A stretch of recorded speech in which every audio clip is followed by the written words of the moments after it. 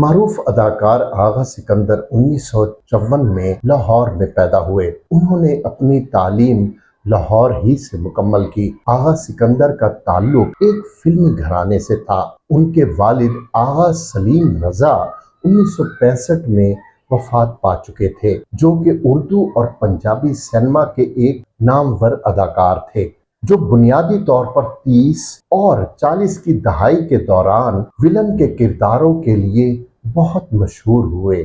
آغا سکندر نے اداکار عنایت حسین بھٹی کی بیٹی روبینہ سے شادی کی۔ اداکار کیفی آغا سکندر کے چچا سسر تھے اور وسیم عباس ان کے سالے لگتے تھے۔ آغا سکندر کے دو بیٹے ہیں، آغا علی اور علی سکندر، وہ دونوں بھی اداکار ہیں۔ آغا علی کی شادی اداکارہ حنا الطاف سے ہوئی۔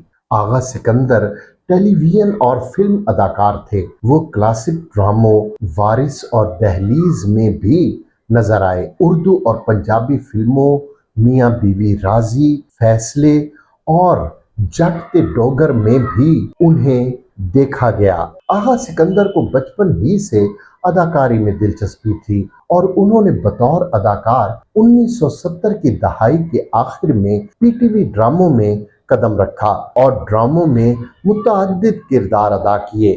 وہ امجد اسلام امجد کے لکھے ہوئے ڈرامے وارث میں نظر آئے، جس میں انہوں نے فرخ کا کردار ادا کیا۔ اس کے بعد اشفاق احمد کی لکھی ہوئی فلسفیانہ ٹیلی فلم میں صبا حمید کے ساتھ نظر آئے۔ پھر 1981 میں وہ ڈرامہ دہلیز میں عابد خان کے طور پر ایک ویلن کے کردار میں دکھائی دیے، جسے امجد اسلام امجد نے ہی لکھا تھا۔ آغا سکندر فلموں میں بھی نظر آئے اور انہیں فلم سازوں کی جانب سے کئی فلموں کی پیشکش ہوئی۔ 1983 میں وہ سلطان راہی، مصطفیٰ قریشی، ادیب اور بہار بیگم کے ساتھ فلم جٹ تے ڈوگر میں نظر آئے۔